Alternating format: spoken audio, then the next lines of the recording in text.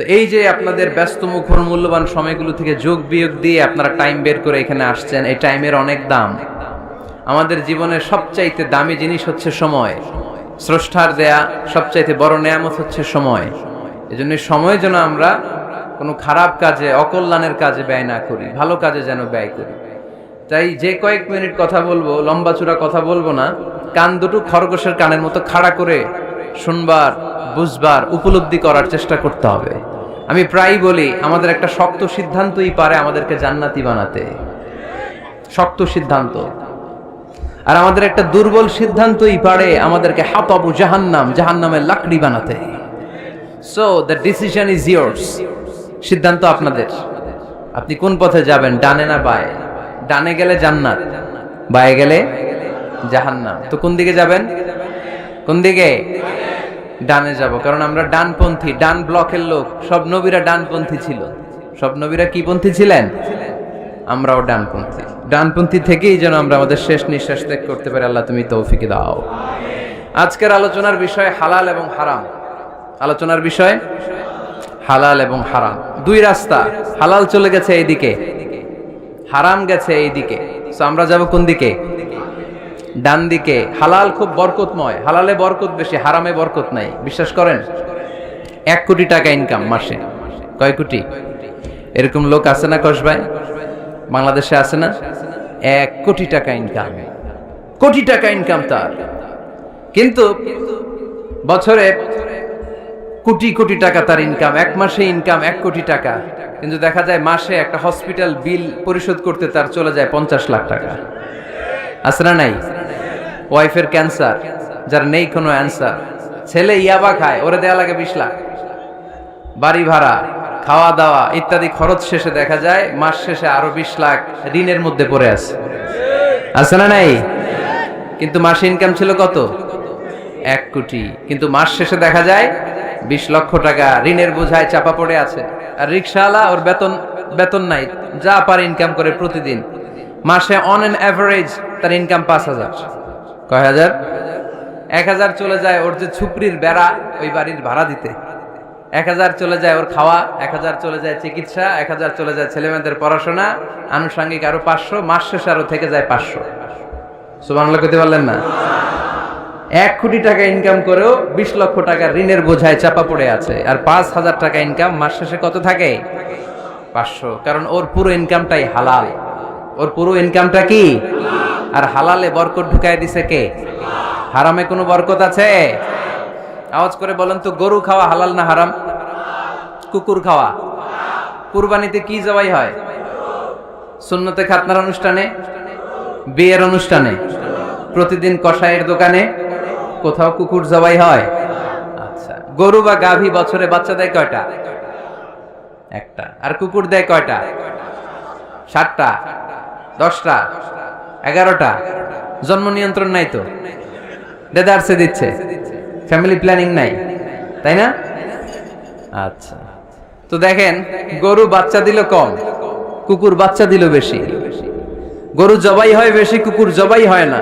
গরু আমরা খাই বেশি, কুকুর খাই না। তারপরেও কসবায় গরু বেশি না কুকুর বেশি? আওয়াজ করে বলতে হবে, গরু না কুকুর? কারণ গরু খাওয়া হালাল, আর হালালে বরকত ঢুকায় দিছে কে? এজন্য দ্য ডিসিশন ইজ ইয়ার্স। সিদ্ধান্ত আপনার। কই যাবেন, ডানে না বায়ে? হালালের সাথে না হারামের সাথে? হালালটা হচ্ছে পরিবেশ বান্ধব। হালালটা কি?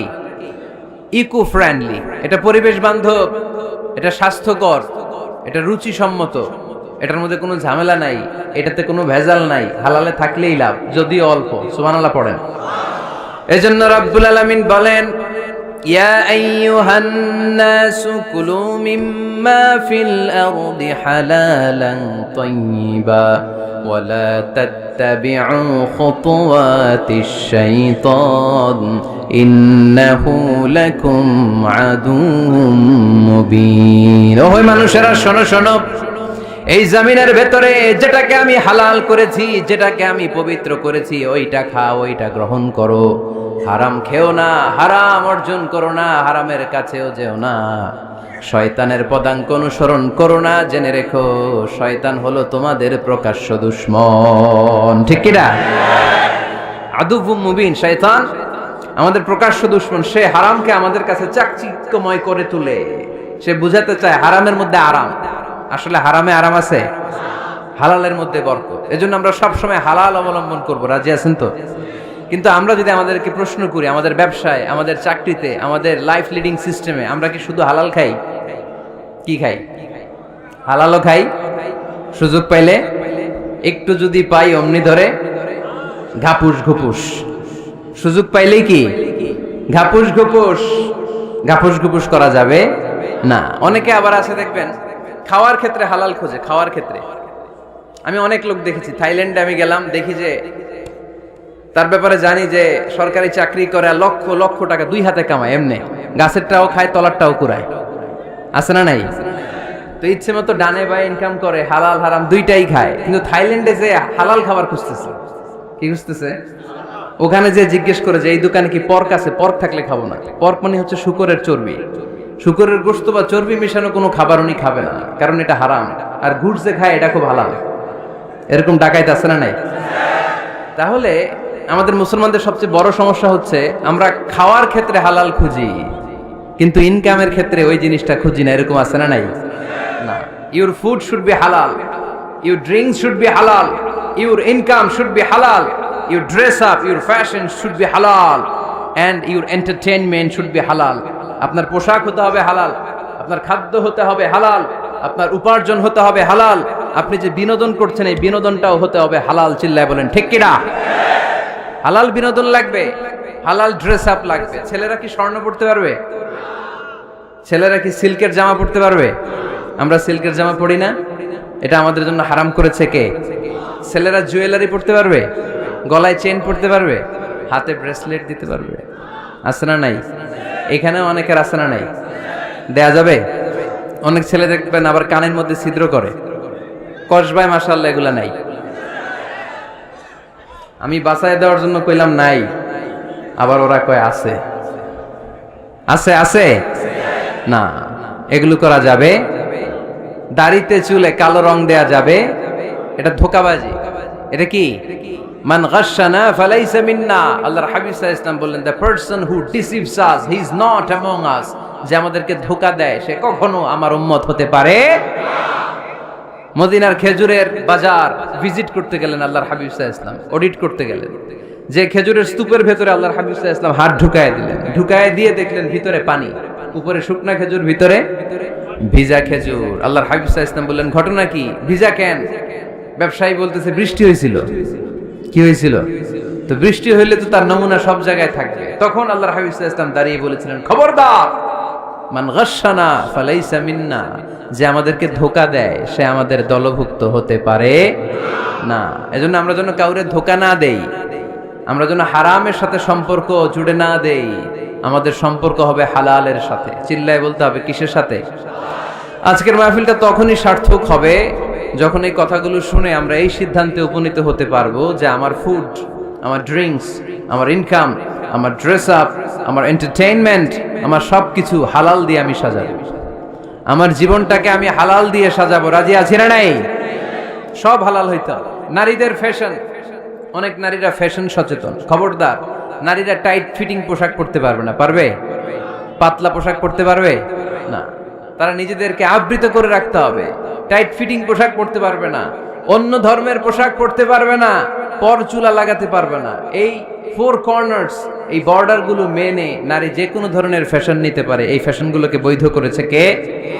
এজন্য রাব্বুল আলামিন বলেন, ইয়া আইয়ুহান নাসু কুলু মিম্মা ফিল আরদি হালালান তাইয়্যিবা ওয়ালা তাত্তাবিউ খুতুওয়াতিশ শাইতান ইন্নাহু লাকুম আদুউম মুবিন। সুবহানাল্লাহ পড়েন। ওহে মানুষেরা, এই জমিনে যেটা পবিত্র আর হালাল বলে আমি ঘোষণা দিয়েছি সেটা খাও, কারণ সেটাতেই বরকত। আর শয়তানের পদাঙ্ক অনুসরণ করো না, কারণ শয়তান তোমাদের প্রকাশ্য শত্রু। কথাটা বলেছেন কে? তাহলে আমরা হালালের পক্ষে না বিপক্ষে? এই আপনাদের গলার আওয়াজ। হালালের পক্ষে না বিপক্ষে? হারামের পক্ষে না বিপক্ষে? আমরা আমাদের জীবনটা হালাল দিয়ে সাজাতে চাই কি চাই না? কারণ হালালে বরকত ঢুকাই দিছে কে? কিভাবে আপনার জীবনের প্রতিটি অঙ্গনকে হালাল দিয়ে সাজাবেন, কিভাবে এই হারাম থেকে বেঁচে থাকবেন, এর কিছু মূলনীতি আছে, some principles, you have to follow it. এই প্রিন্সিপালগুলো যদি খেয়াল করেন তাহলে হালাল দিয়ে জীবন সাজানো সহজ। আর এই প্রিন্সিপালে মূলনীতিতে যদি ভেজাল লাগাই দেন তাহলে সব জায়গায় ভেজাল আছে না নাই? আজকে এই চমৎকার দুপুরে আমরা হালাল হারামের মূলনীতির ব্যাপারে কয়েকটি কথা শুনে বিদায় নিব ইনশাআল্লাহ। পড়েন। হালাল এবং হারামের প্রথম মূলনীতি হচ্ছে আল আসলু ফিল আশিয়াই আল ইবাহা। মূলত সব কিছু পৃথিবীতে যা দেখি, যা পাওয়া যায়, খাবার দাবার যাই হোক না কেন, মৌলিকভাবে সবকিছু হালাল। যুবক ছেলেরা বুঝে যাও, কান দুটো খরগোশের কানের মতো খাড়া করো। আমি সহজ করে বুঝাবার চেষ্টা করব, যদিও সহজ করে বুঝানো সহজ না। সহজ করে কইতে আমায় কহজে, সহজ করে যায় না কওয়া সহজে, ঠিক কি না? তারপর আমি চেষ্টা করছি সহজ করে বুঝানোর। খুব সহজ। আর দিন ইউসরুন লা উসরা ফি, দিন সহজ, এর মধ্যে কাঠিন্যতা নাই। মন জয় করার 4টা বাক্য আল্লাহর হাবিব সাল্লাল্লাহু আলাইহি ওয়াসাল্লাম আমাদেরকে শিখিয়ে গিয়েছেন। বাশিরু ওয়ালা তুনাফিরু, ইয়াসিরু ওয়ালা তুআসিরু। সহজ করে উপস্থাপন করো, কঠিন করো না। মানুষকে দিনের প্রতি আকৃষ্ট করো, দিন থেকে ভাগিয়ে দিও না। আমরা অনেকে দিন থেকে ভাগাই দেই, আছে না নাই? এক ছেলে হিন্দু হইছে, হিন্দু থেকে মুসলমান হইছে, আগে ছিল হিন্দু, এখন দেখে এই ছেলেরা কি সুন্নি মুসলমান বানাবে, না ওয়াহাবি বানাবে, না আহলে হাদিস বানাবে, না হানাফি বানাবে, এই নিয়ে কিলাকিলি, আছে না নাই? আহা, কি বিপদ! সে আগে হিন্দু আছিলাম, এটাই তো ভালো আছিলাম। মুসলমান হওয়ার পরে এর ভয় দেখানো শুরু করছে, এই খবরদার, নামাজ রোজা জাকাত হজ সব লাগবে, হারাম খাওয়া যাবে না, এটা নাই ইসলামে, এটা নাই, ওইটা নাই, ওইটা নাই, হিন্দু কে তাহলে আমিও নাই। এরকম হয় না? খবরদার। আল্লাহ ছাড় দিতে চায়, মৌলবীরা ছাড় দেয় না, আছে না নাই? তো আমরা যেন কঠিন না করি। হালাল হারামের প্রথম মূলনীতি হচ্ছে basically everything in this world is হালাল। এই পৃথিবীতে যা আছে সবই হালাল। সব কি? সব হালাল, সব হালাল, সবই হালাল, অল্প কিছু হারাম। সুবহানাল্লাহ পড়েন। যদি এমন হইতো এই পৃথিবীতে যা আছে সবই হারাম, অল্প কিছু হালাল, খুব ভালো হইতো, তাই না? সুবিধা হইতো আমাদের। তা আমাদের সুবিধা করে দিলেন কে? সুবহানাল্লাহ পড়বেন না? বেসিকলি এভরিথিং ইজ হালাল। পৃথিবীর সব কিছু হালাল। আপনারা যদি কেউ কিছু বলে যে এটা কি হালাল না হারাম, আপনি হুট করে বলবেন আগে বলবো হালাল, যদি হারামের দলিল পাওয়া যায় তখন বলবো হারাম, ঠিক কি না? আমাকে যদি বলেন এটা হালাল না হারাম, আমি যদি বলি হালাল, আপনি যদি বলেন দলিল দেন, এটা আপনি ভুল বলবেন। কারণ কোনো কিছু হালাল করতে হলে দলিল লাগে না। কোনো কিছুকে হালাল বলে সাব্যস্ত করতে দলিল লাগে না। হারাম বলে যদি সাব্যস্ত করতে চান তখন দলিল লাগবে, তাও তেনা পেছানো দলিল দিয়ে হবে না, যেন তেন দলিল দিয়ে হবে, অকাট্য দলিল। এটাকে বলে আল আদিল্লা আল কাতঈয়া। অকাট্য দলিল লাগে কোনো জিনিসকে হারাম সাব্যস্ত করতে হলে। তাহলে এই যে আমাদের জন্য আল্লাহ সহজ করে দিলেন, সবকিছু বেসিকলি হালাল, যতক্ষণ না এটা হারাম হওয়ার ব্যাপারে দলিল পাওয়া যায়। এজন্য হারাম হারাম জিকির না করে জিকিরটা চেঞ্জ করে করতে হবে হালাল হালাল। কথা বলেন ঠিক কিনা? জিকির 2 ধরনের আছে। জিকির কয় ধরনের? একটা জিকির হচ্ছে হারাম হারাম হারাম, এক দলের কাছে সবই হারাম। একটা সময় এদেশের কিছু আলেম সমাজ ইংরেজিকে হারাম বলতো, ইংরেজি শিক্ষা করাকে কি বলতো? সময়ের বিবর্তনে এটা এখন হালাল। এখন এটা কি হালাল। একটা সময়ে আলেম সমাজের কিছু অংশ রাজনীতি করাকে হারাম বলতো, কথা কি বুঝতেছেন? এখন এটা কি হালাল হয়ে গেছে। ইসলামী ব্যাংকিং কে হারাম বলতো একটা সময়, যে না কোনো ফিনান্সিয়াল ট্রানজাকশন এই সিস্টেমে ব্যাংকিং এটা ইসলামে জায়েজ না, এটা হারাম হারাম। কারণ ওদের জিকির কি? কথা কয় না? হারাম হারাম হচ্ছে এদের জিকির। একটা সময় ইসলামিক ব্যাংকিং হারাম ছিল, এখন এটা কি হয়ে গেছে? তার মানে এখনো অনেক কিছু এদের কাছে হারাম। সময়ের বিবর্তনে, কালের আবর্তনে এদের মুখ দিয়ে এগুলো একদিন হালাল হয়ে বের হবে। চিল্লায় বলেন ঠিক কি না? এজন্য এই পৃথিবীর সবকিছু মূলত হালাল, যতক্ষণ না হারাম হওয়ার ব্যাপারে দলিল না পাওয়া যায়। হারাম করতে হলে দলিল লাগে, হালাল বানানোর জন্য দলিল লাগে না। আবার যেন তেন কোনো দলিল দিয়ে, ঠুনকো কোনো দলিল দিয়ে কোনো জিনিসকে হারাম করা যায় না। হারাম করতে হলে অকাট্য দলিলের প্রয়োজন হয়। কথা বুঝতে পেরেছেন? প্রথম মূলনীতি ক্লিয়ার সবার কাছে? আল্লাহর হাবিব সাল্লাল্লাহু আলাইহি ওয়াসাল্লাম বলতেন হালাকাল মুতানাত্তিউন, যারা মুতানাত্তিউন তাদের ধ্বংস, তাদের উপর আল্লাহ লানাত। সাহাবারা বললেন, ইয়া রাসূলুল্লাহ, ইয়া হাবিবাল্লাহ, মান হুমুল মুতানাত্তিউন? মুতানাত্তিউন কারা? যাদের উপর আপনি লানত দিলেন, যাদের ধ্বংসের কথা বললেন। বিশ্বনবী বললেন, আল্লাহর দেয়া হালাল বিষয়কে যারা সমাজের মধ্যে হারাম বলে প্রচার করে তারাই হলো সমাজের মুতানাত্তিউন। নাউজুবিল্লাহ পড়েন। قل من حرم زينة الله التي أخرج لعباده والطيبات من الرزق।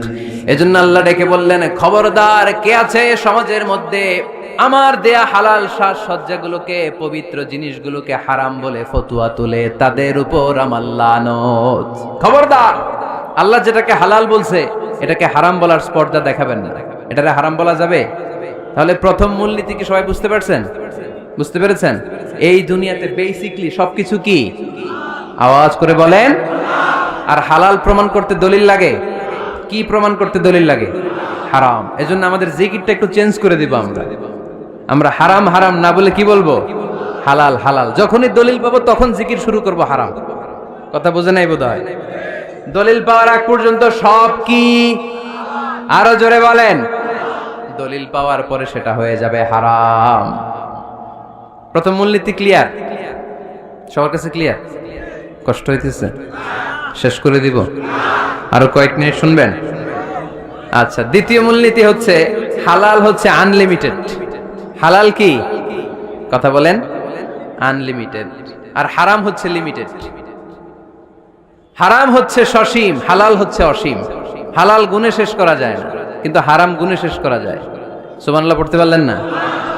যদি এমন হইতো হারাম আনলিমিটেড, সবই হারাম, আর হালাল হচ্ছে লিমিটেড, হালাল গুণা যায়, এমন যদি হইতো আমাদের জন্য কঠিন হয়ে যেত না? আমাদের জন্য এটাকে সহজ করে দিলেন কে? দেখেন, কোরআনে যত জায়গায় আল্লাহ হালালের ঘোষণা দিয়েছেন, আল্লাহ ব্যাপকভাবে দিয়েছেন। আল্লাহ বলেছেন, উহিল্লা লাকুম বাহিমাতুল আনআম, এই পৃথিবীতে যত গবাদি পশু আছে সব খাওয়া হালাল, ইল্লা মা ইউতলা আলাইকুম, তবে হাতে গোনা অল্প কয়েকটা ছাড়া, যেগুলো এখনই তোমাদেরকে তেলাওয়াত করে শোনানো হবে। পড়েন সুবহানাল্লাহ।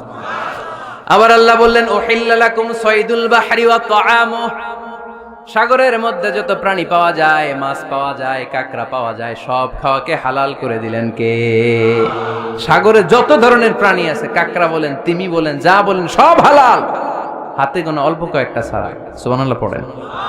তার মানে যখনই আল্লাহ তাআলা হালালের ঘোষণা দেন, আল্লাহ তাআলা এটাকে ব্যাপকভাবে ঘোষণা দেন।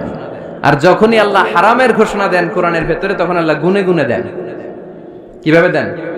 হুররিমাত আলাইকুমুল মাইতাতু ওয়াদ-দামু ওয়া লাহমুল খিনজির ওয়া মা উহিল্লা লিগাইরিল্লাহি বিহি ওয়াল মুনখানিকাতু ওয়াল মাওকুযাতু ওয়াল মুতারাদ্দিয়াতু ওয়ান নাতিহা। গুনে গুনে দিয়েছেন। সুবহানাল্লাহ পড়েন। যখন আল্লাহ বললেন হালাল, তখন বললেন চার পাওয়ালা যত জন্তু আছে হালাল, অল্প কয়েকটা ছাড়া।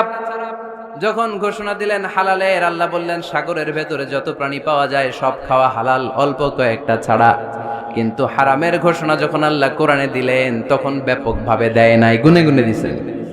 রক্ত খাওয়া হারাম, মরা প্রাণী খাওয়া হারাম, শূকর খাওয়া হারাম, আল্লাহর নাম ছাড়া অন্য কোনো নামে বলি দেওয়া হয়েছে এরকম প্রাণী খাওয়া হারাম, সিংহের গুতা খায় কোনো প্রাণী মারা গেছে ওইটা হারাম।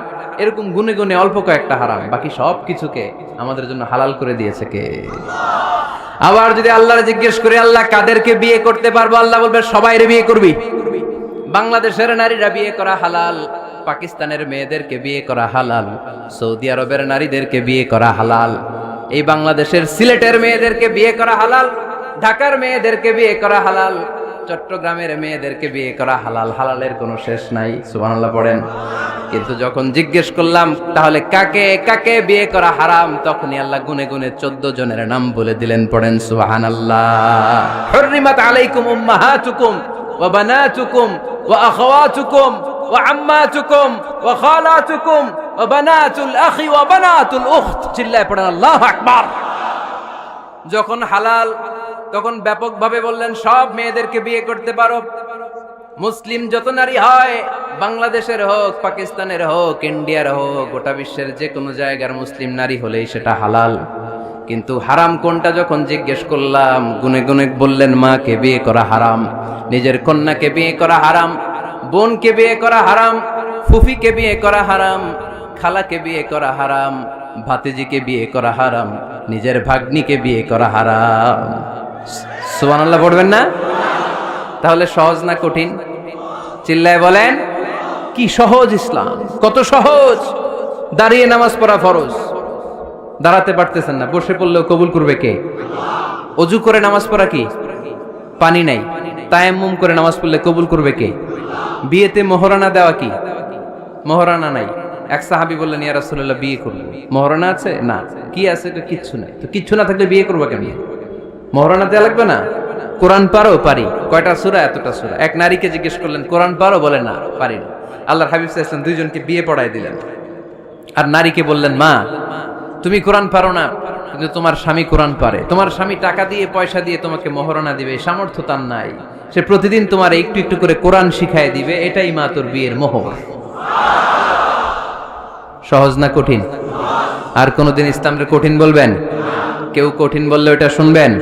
আওয়াজ করে বলতে হবে, ইসলাম কি কঠিন না সহজ? মাশাআল্লাহ। দুইটা মূলনীতি বুঝে গেছেন না? পৃথিবীর সব হালাল যতক্ষণ না দলিল পাওয়া যায়। হালাল বলতে দলিল লাগে না, হারাম বলতে দলিল লাগে।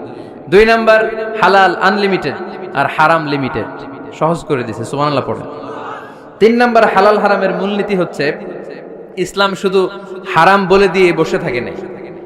কোন বিষয়ে যদি ইসলাম হারাম ঘোষণা দেয়, ইসলাম একটা অল্টারনেটিভ আমাদেরকে সাজেস্ট করেছে। সুবহানাল্লাহ কোন? আমি বলে দিলাম এটা করা যাবে না, এটা করা যাবে না, এটা করা যাবে না, আমার কাজ শেষ, কি করা যাবে হুজুর এটা কোন? এরকম প্রশ্ন আছে না নাই? হারাম হারাম এই জিকির করে যে আপনি বসে রইলেন, হালাল কোনটা এটা বলে দিয়ে যান, চিল্লায় বলেন ঠিক কি না? ইসলাম শুধু হারাম বলেই বসে থাকে নাই, যত জায়গায় ইসলাম হারাম বলেছে, ইসলাম একটা অল্টারনেটিভ সাজেস্ট করেছে। Islam provides us the alternatives, always alternative দিয়েছে। ইসলাম দ্যাট তো ইন কন্টে ঘোষণা দিয়ে আমাদেরকে জানিয়ে দিয়েছে সুদ খাওয়া হালাল না হারাম। আমরা বললাম, আল্লাহ সুদ যদি হারাম হয় আমরা কেমন করে আমাদের জীবন চালাবো? আল্লাহ বললেন, ওয়া আহাল্লাল্লাহুল বাই'a ওয়া হারামার রিবা।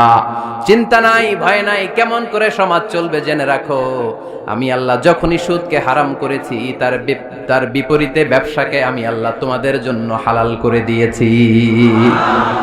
অল্টারনেটিভ আছে না নাই? অল্টারনেটিভ মানে বোঝেন তো? বিকল্প। অল্টারনেটিভ মানে কি? বিকল্প। সুদ হারাম, সুদ হারাম বলে বসে থাকলে হয়তো ঝামেলা লাগতো না? সুদকে হারাম করে দিয়ে অল্টারনেটিভ আল্লাহ আমাদের জন্য ব্যবসাকে হালাল করে দিয়েছেন। পড়েন সুবহানাল্লাহ। ইসলাম বলেছে, ওয়ালা তাকরাবুজ জিনা, খবরদার বিবাহ বহির্ভূত, গার্লফ্রেন্ড বয়ফ্রেন্ড বলেন, পরকীয়া বলেন, কোন ধরনের শারীরিক সম্পর্ক জায়েজ নাই, এটা হারাম। জিনার কাছেও যেও না। এখন আমরা বললাম, আল্লাহ জিনার কাছেও যদি না যায় তাহলে যৌন চাহিদা মিটাবো কি করে? আল্লাহ বললেন, জিনাকে হারাম করেছি, অল্টারনেটিভ বিয়ের জায়েজ করে দিয়েছি। আন-নিকাহু মিন সুন্নতি ফামান রাগিবা আন সুন্নতি ফালাইসা মিন্নি। বিয়ে আমার সুন্নাহ, যে আমার সুন্নাতরে ভালোবাসে না সে আমার উম্মত হতে পারে না। এজন্য যুবক ভাইরা বিয়ে করবা। কি করবা? বিয়ের চেয়ে কোনো ভালো কাজ পৃথিবীতে হতে পারে? আমরা গার্লফ্রেন্ড বয়ফ্রেন্ড মানি না। আছে নাকি এদিকে কারো? আছে? আছে না? না, এই যে কত বড় সাহস, হাত তোলা আবার যে একটা, এগুলার পুরা দেহটাই কলিজা। আমার সামনে বসে হাত তুলতেছে, আমার আছে, দেখছেন পুরাটাই কলিজা এগুলো। না, এই জিএফ বিএফ এগুলোর সাথে আমরা নাই। আমরা বিয়ে করব, বিয়ে করলে বরকত দেয় কে? ছেলের বাপ মেয়ের বাপ সহজ করে দেন, সহজ করে দিবেন। কালিয়ারা না, কালিয়ারার ছেলের বাপ মেয়ের বাপ যারা আছেন সহজ করে দেন। ছেলে যদি মেয়েকে পছন্দ করে, মেয়ে যদি ছেলেকে পছন্দ করে, ছেলে যদি নামাজি হয়, কর্মঠ হয়, মেয়ে যদি ভদ্র হয়, বাদ সাধবেন না, বিয়ে দিয়ে দেন। কারণ বিয়ের চেয়ে ভালো কাজ আর হতে পারে না। এই যে পোলাপানের গলার আওয়াজ বেড়ে গেছে, এখন মা খুশি, এখন আজারি হুজুর জিন্দাবাদ, এখন আর আমার বিরোধী কেউ নাই এই জায়গায়, সবাই হাত করে ফেলছি আমি, আগেও নাই। মাশাআল্লাহ। তো এই জন্য বিয়েটাকে সহজ করেন। খেয়াল করবেন, যেই সমাজে বিয়ে করা কঠিন ওই সমাজে জিনা করা সহজ, যেই সমাজে জিনা করা কঠিন ওই সমাজে বিয়ে করা সহজ, ঠিক কি না? পুরো উল্টো। বাংলাদেশে কোনটা করা কঠিন? হ্যাঁ, বিয়ে করা কঠিন। বিয়েতে ফ্ল্যাট লাগবে, ছেলের গাড়ি লাগবে, নিজের পায়ে দাঁড়ানো লাগবে, 10 লাখ টাকা মোহরানা লাগবে। জিনার জন্য কি লাগবে? কিচ্ছু লাগবে না, টোনাটুনি রাজি, তুমি আমি রাজি, অবৈধ সম্পর্ক হতে আর কিছু লাগে না, চিল্লায় বলেন ঠিক কিনা? কিন্তু বিয়েতে অনেক কিছু লাগবে, এইটা ওইটা। ছেলেরা কই তুই নিজের পায়ে দাঁড়া, তুমিও নিজের পায়ে দাঁড়ায় দেখাবে, এই যে নিজের পায়ে দাঁড়াইছে। তো এতদিন সে কার পায়ে দাঁড়াইছে? নিজের পায়েই তো দাঁড়াইছে। সহজ করবেন, বিয়েরে কঠিন করেন না। এই যে আমার নানা ভাই আছে, নানা ভাইয়ের এখানে যাবেন, নানা ভাইয়ের মসজিদ দেখলাম, কাবা ঘরের যে ডিজাইন, আর্কিটেকচারাল ডিজাইন, ওই সিস্টেমে মসজিদ। আজকে জোহরের সালাত পড়লাম, ওই মসজিদে নানা ভাই বিয়ে পড়ায় দিবে। সবাই চলে যাবে নানা ভাইয়ের কাছে। রাজি আছো সবাই? ওই যে খুশি, সব খুশি। দেখছেন বিয়েটা যে ভালো জিনিস তার প্রমাণ। বিয়ের কথা কইলেই পোলাবান খালি হাসে। এটা জান্নাতি সম্পর্ক, তো এই কারণেই সাইয়েদনা আদম আলাইহিস সালাম আর হাওয়া আলাইহাস সালাম দুইজনকে বিয়ে পড়াই দিছিল কে? এই দুইজন এমন দুইজন মানব আর মানবী, ওনাদের কোনো শৈশব ছিল না, ওনাদের কোনো কৈশোর ছিল না, যৌবন দিয়েই শুরু। এজন্য আগে আল্লাহ বিয়ে পড়াই দিছে। কথা কয় না? ওই মেয়ে আপনার শৈশব আছে না নাই? কৈশোর আদম আলাইহিস সালামের শৈশব, কৈশোর হাওয়া আলাইহিস সালামের শৈশব, কৈশোর। জীবন শুরু করছে কি দিয়া? যৌবন দিয়ে। বিয়ের দরকার আছে না নাই? এজন্য আল্লাহ জান্নাতে বিয়ে পড়ায় দিলেন। বিয়ের সম্পর্কটা জান্নাতি সম্পর্ক, বিয়ের ভালোবাসাটা জান্নাতি ভালোবাসা। এর চাইতে পবিত্র ভালোবাসা দুনিয়ায় হতে পারে? তাহলে ইসলাম কোন জিনিসকে হারাম ঘোষণা দিয়ে মুখে কুলু পেটে বসে থাকে নাই, অল্টারনেটিভ সাজেস্ট করেছে। সুদ খাওয়া হারাম, অল্টারনেটিভ ইসলাম আমাদেরকে বলে দিল ব্যবসা হালাল। জিনা করা হারাম, পরকিয়া হারাম, গার্লফ্রেন্ড বয়ফ্রেন্ডের এই কালচার হারাম, তার বিপরীতে বিয়ে করা হালাল। সুবহানাল্লাহ পড়েন। এরপরে ইসলাম বলে মদ খাওয়া হারাম। ইন্নামাল খামরু ওয়াল মাইসির ওয়াল আনসাবু ওয়াল আজলামু রিজসুম মিন আমালিশ শাইতানি ফাজতানিবু। খবরদার, মদ, জুয়া, লটারি এগুলো হারাম করে দিয়েছে কে? আল্লাহ বললেন মদ খেও না, মদ তোমাদের জন্য হারাম ঘোষণা করা হলো। আমরা বললাম আল্লাহ, শীত প্রধান দেশে মদ খেলে শরীরটা গরম থাকে, মদ না খেলে তো বেঁচে থাকার উপায় না। স্ক্যান্ডিনেভিয়ান কান্ট্রিগুলোতে, সাইবেরিয়াতে মদ না খেলে ওদের বাঁচার উপায় নাই। এখন অল্টারনেটিভের দরকার আছে না নাই? আল্লাহ বললেন মদকে হারাম করেছি, কিন্তু মধু খাওয়াকে হালাল করে দিয়েছি। মধু খান আপনারা? আজকে খাইছেন কে কে দেখি? আজকে অনেকে খাইছেন? মাশাআল্লাহ, হাত নামান। মধু 5-6 চামচ খেয়ে দেখেন একসাথে। মদের বাবা এটা, চিল্লায় বলেন ঠিক কিনা? শরীর গরম হবে, অনেক অনেক শক্তি হবে। মধুর মধ্যে আছে ফ্রুকটোজ, কি আছে? ফলের মধ্যে আছে সুক্রোজ, আর চিনিতে আছে গ্লুকোজ। ফ্রুকটোজ আর সুক্রোজ এটা স্বাস্থ্যসম্মত, এটা ভেরি হেলদি ডায়েট। এটা খাবেন, তাহলে সুস্থ রাখবে কে? তাহলে সুক্রোজ খাবো, ফ্রুকটোজ খাবো, আর গ্লুকোজ কমায় দিব। রাজি আছেন তো? এরপর ইসলাম আমাদেরকে বলল ঢোল বাদ্য বাজানো এটা হারাম, অশ্লীল গান বাজনা হারাম, নাচানাচি হারাম। আমরা বললাম আল্লাহ, বিনোদনের একটা মাধ্যম তো আমাদের লাগবে। ইসলাম বলল ইসলামী নাশিদ যদি তুমি গাও সেটা হালাল। ঢোল হারাম, কিন্তু তার বিপরীতে দফকে হালাল করেছে কে? ঢোলের দুই দিকে আটকানো, এটা বাজালে নেফাকি তৈরি হয়, ধামধাম আওয়াজ তৈরি হয়, এমন বিট তৈরি হয়, ডান্স দিতে মনে চায়। আছে না নাই? প্রায় মাঝে মাঝে দেখি ওই গায়ে হলুদের অনুষ্ঠানে ইত্যাদি ইত্যাদি অমুক অনুষ্ঠানে বাসার ছাদের উপরে এমন বিটে হেভি মিউজিক্যাল ইনস্ট্রুমেন্ট দিয়ে এমন গান ছাড়ে, পুরো এলাকাটা কাঁপে ওনাদের সাথে। দুম্মা চলে, দুম্মা চলে, খালি কি চলে? দুম্মা চলে। খেয়াল করছেন? আপনার কাছে যদি বাজায় এই টেবিলটা কাঁপবে, সাথে সাথে আপনার শরীরও কাঁপবে, আপনাকে ক্রেজি বানাবে। ইসলাম বলেছে না, যেটা তোমাকে ক্রেজি বানায়, যেটা তোমাকে অস্থির বানায়, যেটা তোমাকে অশ্লীল বানায়, ওটাকে হারাম করেছে কে? কিন্তু তার বিপরীতে সুস্থ বিনোদন আমাদের জন্য হালাল করে দিয়েছে কে? ঢোল বাজানো হারাম, কিন্তু ঢোলের বিপরীতে ইসলাম আমাদের জন্য দফ বাজানো জায়েজ করে দিলেন।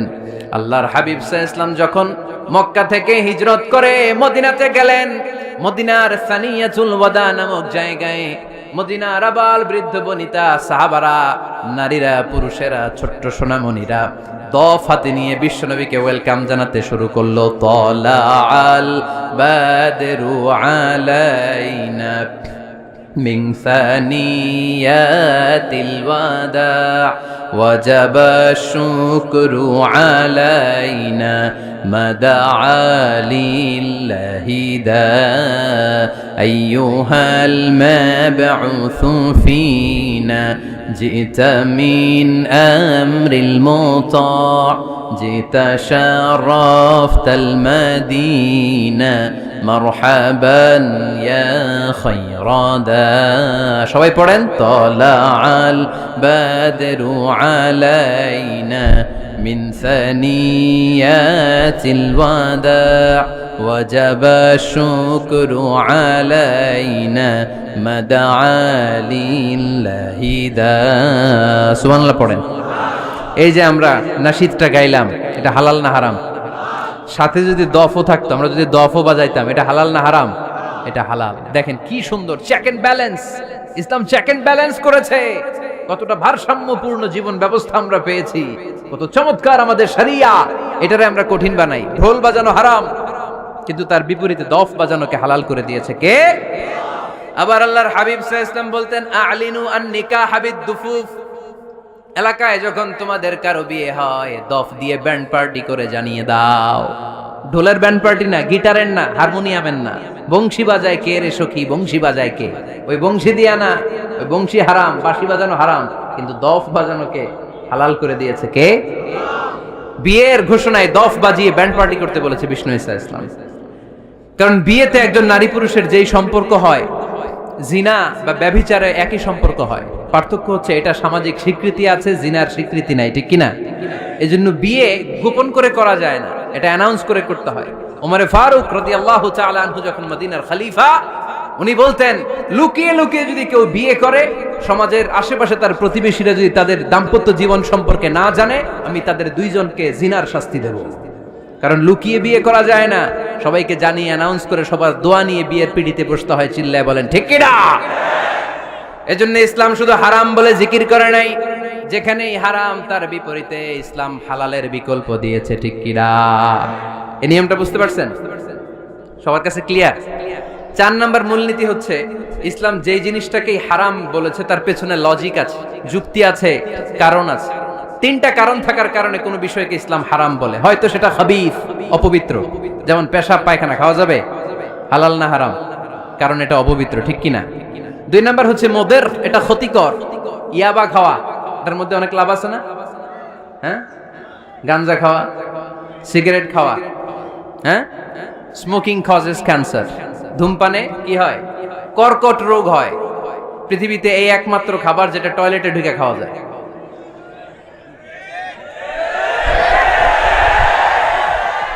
সিগারেট ছাড়া, এটা ছাড়া, এটা কোন খাবার টয়লেটে বসে খাওয়া যায়? সিগারেটই পৃথিবীর একমাত্র খাবার যেই খাবারের প্যাকেটের উপর এই খাবারের বদনাম লেখা থাকে। কালিয়ারার বাজারে এক ধরনের বিস্কুট আসছে, মনে করলেন, দেখলেন যে বিস্কুটের গায়ের মধ্যে লেখা এই বিস্কুট যেই খাবে তারই ডায়রিয়া হবে। খাবেন? দোকানওয়ালারা কি কইবেন? তোরটা তুই খা, তোর ডায়রিয়া হোক, তোর 14 গোষ্ঠী হোক, আমরা খাবো না টাকা দিয়ে, ঠিক কিনা? কিন্তু কি আজীব তামাশা, এই সিগারেটের উপরে লেখা এটার বদনাম, যে এটা খেলে কি হয়? ক্যান্সার। এরপরও আমরা খাই। তারপর এটা হয় টোবাকো প্ল্যান্টস থেকে, তামাক পাতা থেকে। কালিয়ারায় তামাকের চাষ হয় নাকি? তামাক পাতা কেউ দেখছেন? এটার আবার বেড়া টেরা লাগে না, কারণ ছাগলেও মুখ দেয় না। কথা কি বুঝতেছেন? তো যে এটা ছাগলেও মুখ লাগাইলো না, আশরাফুল মাখলুকাত হয়ে, আল্লাহর শ্রেষ্ঠ জীব হয়ে আপনি এটা মুখে লাগাইতে পারেন?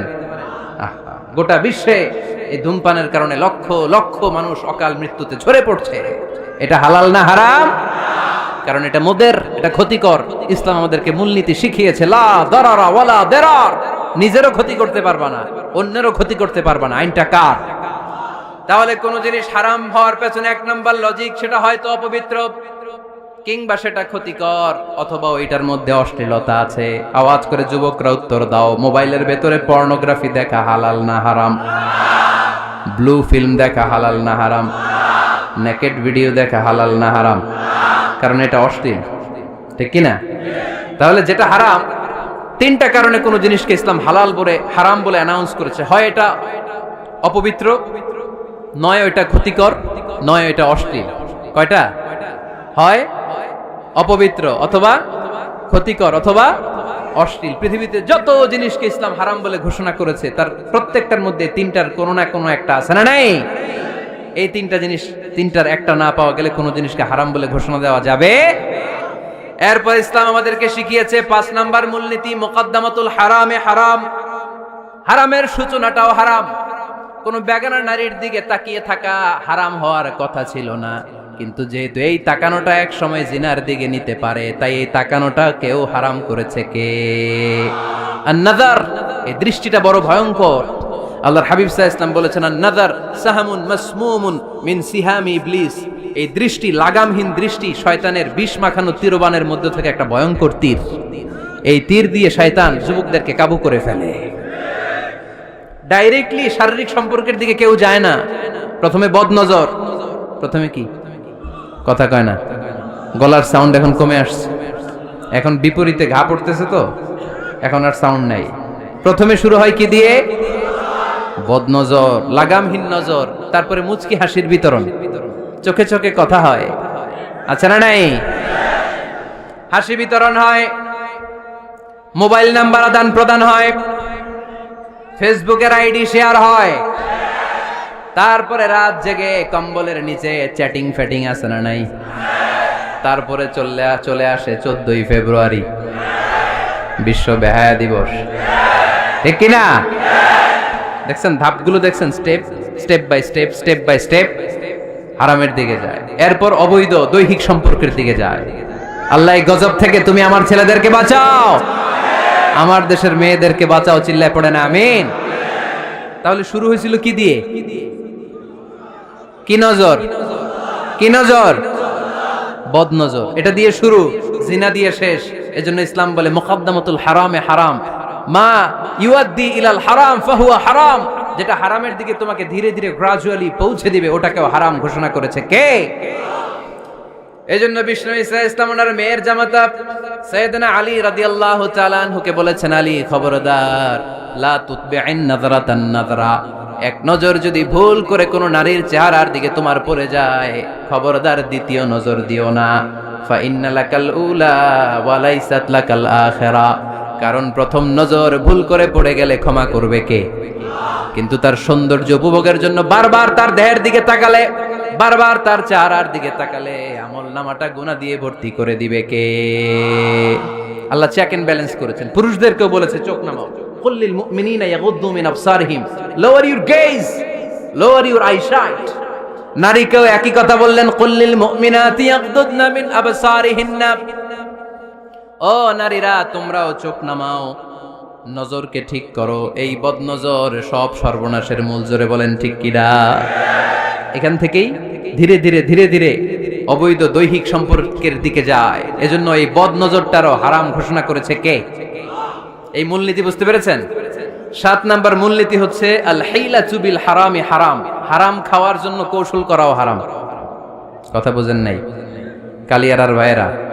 কথা বুঝেন নাই না? আল হাইলাতু বিল হারামি হারাম। হারাম খাওয়ার জন্য কৌশল করাটাও কি হারাম? আওয়াজ করে উত্তর দেন, ঘুষ খাওয়া কি? সবাই বলেন হারাম। এখন ঘুষরে যদি কৌশল করে খান, ওটা হালাল হয়ে যাবে না? ঘুষের নাম দিছে এখন হাদিয়া। ঘুষের নাম কি? আবার ঘুষের নাম দিছে বকশিস, ঘুষের নাম দিছে স্পিড মানি। ঘুষের নাম কি? তার নাম চেঞ্জ করলে হালাল হয়ে যাবে? আমি ফেসবুকে এক জায়গায় দেখলাম লেখা হালাল অ্যালকোহল, মানে হালাল মদ। কি লেখা? হালাল অ্যালকোহল, হালাল মদ। মদ কি হালাল হইতে পারে? লেভেল লাগালে হালাল হয়ে যাবে? সহিহ বুখারীর বর্ণনা, আল্লাহ রাসূল সাল্লাল্লাহু আলাইহি ওয়াসাল্লাম এক সাহাবীকে এক এলাকায় যাকাতের সম্পদ উত্তোলন করে নিয়ে আসার জন্য পাঠালেন। উনি গেলেন, যে যাকাতের সম্পদ নিয়ে আসলেন, এসে বললেন, হাযা লাকুম ওয়া হাযা উহদিয়া লি। সহিহ বুখারীর বর্ণনা, আল্লাহ রাসূল সাল্লাল্লাহু আলাইহি ওয়াসাল্লামের কাছে এসে বললেন, এই যে ছাগল গরু দেখতে পাচ্ছ, এগুলো আমি যাকাতের সুপারভাইজার হিসেবে ওই এলাকা থেকে উত্তোলন করে এনেছি, এগুলো বাইতুল মালের, আর এগুলো আমার। এগুলো আল্লাহ রাসূল সাল্লাল্লাহু আলাইহি ওয়াসাল্লাম রেগে গেলেন। আল্লাহর হাবিব সাল্লাল্লাহু আলাইহি ওয়াসাল্লাম বললেন, এগুলো তোমার, এগুলো পাইলা কেমনে? সে বললে, এগুলো আমারে হাদিয়া দিছে। বিশ্বনবী বললেন, তুমি যদি ওই এলাকায় না যেতা, তোমার ঘরে বসে থাকতা, তোমারে হাদিয়া দিত নাকি? কয় না। বিশ্বনবী বললেন, এইটার নামই ঘুষ। এইটার নাম কি? কারণ ওরা তোমাকে হাদিয়া দিছে এই কারণে তুমি যখন যাকাতের হিসাব করবা তুমি যেন নাদুস নুদুস ছাগলগুলো নিয়ে না আসো, তুমি যেন বড় সাইজের ওটগুলো নিয়ে না আসো, তুমি যাতে যাকাতের হিসাব করতে যে একটু ছাড় দাও, ওদেরকে একটু সুযোগ দাও, ওদেরকে আলাদা অ্যাডভান্টেজ দাও, এক্সট্রা প্রিভিলেজ দাও, এজন্য আগেই তোমারে হাদিয়ার নামে ঘুষ দিয়ে বশ করে রেখেছে। চিল্লায় বলেন ঠিক কিনা? হাদিয়ারে ঘুষকে হাদিয়ার লেভেল লাগালে, ঘুষকে বকশিসের লেভেল লাগালে এই ঘুষ কখনো জায়েজ হতে পারে না। এজন্য হারাম খাওয়ার জন্য কৌশল করাও কি হারাম।